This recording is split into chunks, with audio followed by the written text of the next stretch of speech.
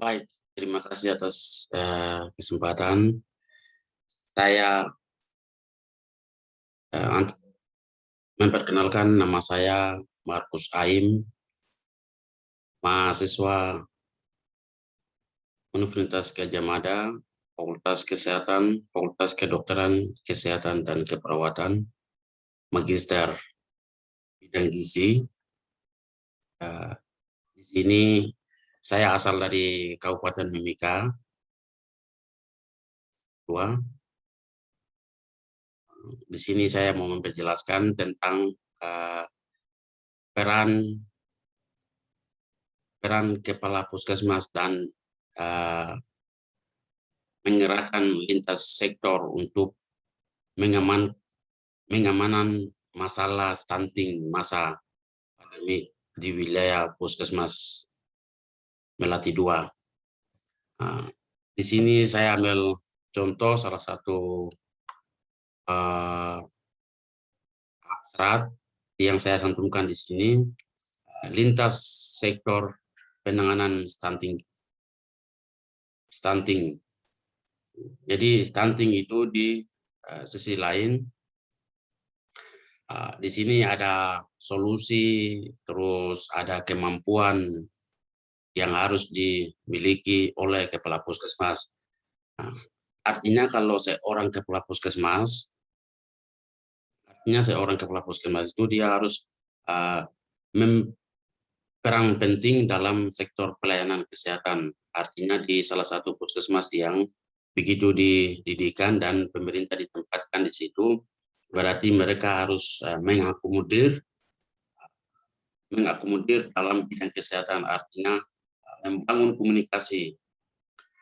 komunikasi dengan kepala puskesmas, terus tingkat masyarakat atau kepala desa, kelurahan, supaya sektor atau penanganan-penanganan seperti kesehatan itu bisa berjalan atau realisasi.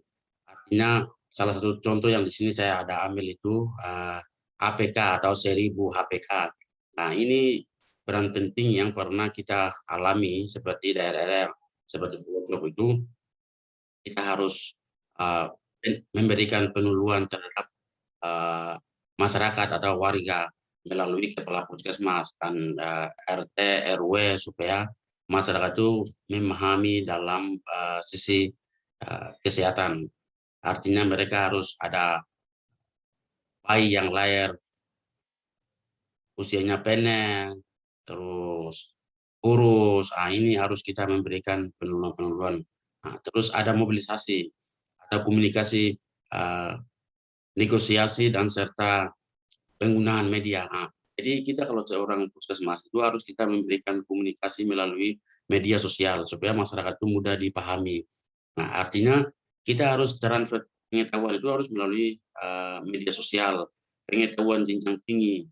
Nah, terus advokasi itu harus melalui masyarakat supaya mudah dipahami.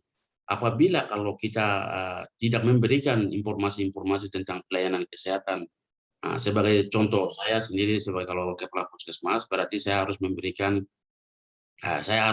mengakomodir eh, kepala desa, terus camat. Nah, ini kita harus diundang dan kita harus duduk bersama dan dengar pendapat dari mereka. Apakah keinginan masyarakat itu seperti apa?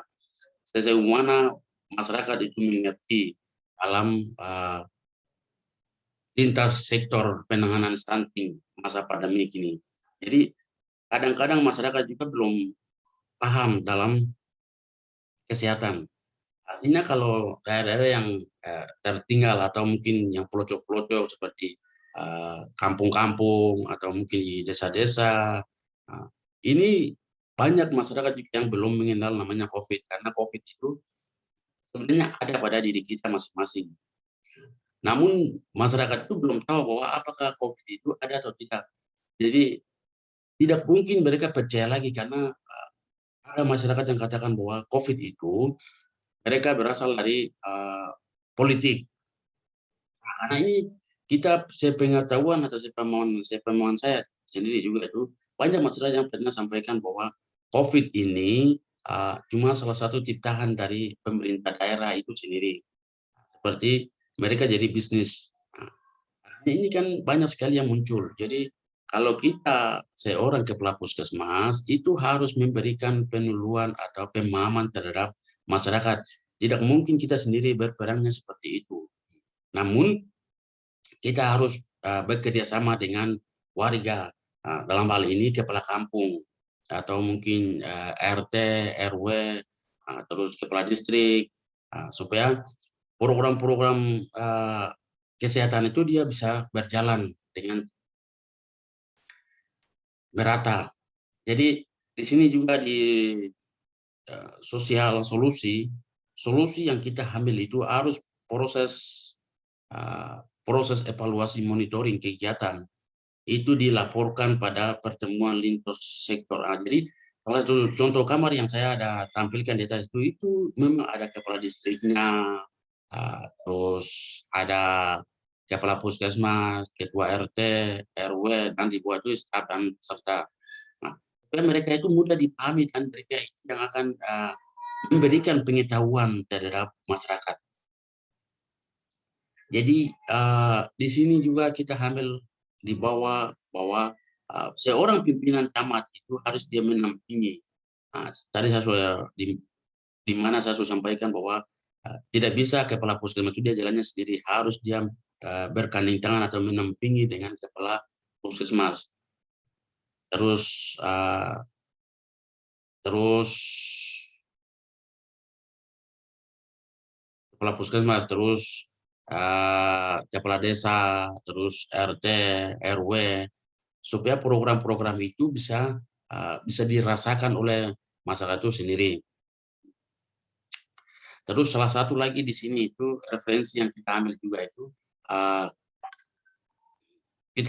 itu di sini ada banyak hal seperti kalau kita belum pernah memberikan pengetahuan atau memberikan pemahaman-pemahaman terhadap masyarakat. Jadi kadangkala masyarakat itu belum pernah memahami dalam kesehatan. Jadi peran penting adalah kalau kita seorang ahli kesehatan atau seorang peneliti, terus kalau seorang mahasiswa di bidang kesehatan, ini harus kita tidak bisa mendiamkan diri.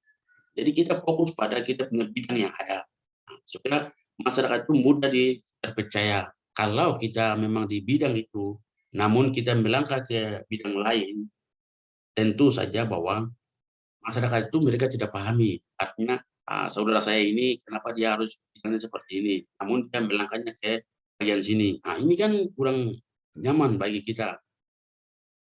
Jadi kita harus perlu memberikan kebebasan atau memberikan sosialisasi, karena banyak sekali yang pernah ambil juga itu di kadangkala kalau di kesehatan itu ada kebiasaan sosial, budaya, terus kehidupan biasanya. Jadi ada masyarakat juga yang kurang paham itu segi-segi itu. Jadi zaman kuno dengan globalisasi ini kan dia beda. Jadi kalau zaman kuno itu kan mereka masih terbawa di bagian desa-desa atau kampung-kampung. Jadi seperti untuk itu saya kalau di daerah saya kan seperti itu karena saya dari Papua atau disebut dengan saya bagian timur. Jadi kalau bagian kesehatan di wilayah saya itu memang sangat minim karena mereka itu sudah terbiasa dengan kehidupan sosialnya seperti mungkin barapen atau mungkin ada istiadat. Artinya mereka harus makanan yang kita harus perlu dibersihkan, diperhatikan, lalu dimakan. Tapi mereka karena sudah kebiasaan berbaur dengan kehidupan sosialnya, budayanya, kebiasaan mereka, Tuhan diberikan mereka seperti itu, maka mereka itu ambil dan lalu makan. Nah, seperti barapen, seperti makanan-makanan kotor. Ini kita harus memberikan informasi-informasi tentang kesehatan supaya hal-hal ini bisa berubah. Terus di bidang lain juga itu segi ekonomi. Ekonomi juga memang di contoh kecil saja kalau di daerah saya dia maju. Tapi tergantung kepada kepala daerah. Karena kepala daerah itu dia tidak pernah ada pelindung powernya, artinya dia tidak pernah memberikan penyuluhan atau mungkin melibatkan semua sektor kesehatan. Itu yang saya bisa dapat sampaikan. Kurang dan lebihnya mohon maaf atas perhatiannya. Terima kasih. Waktu sekian.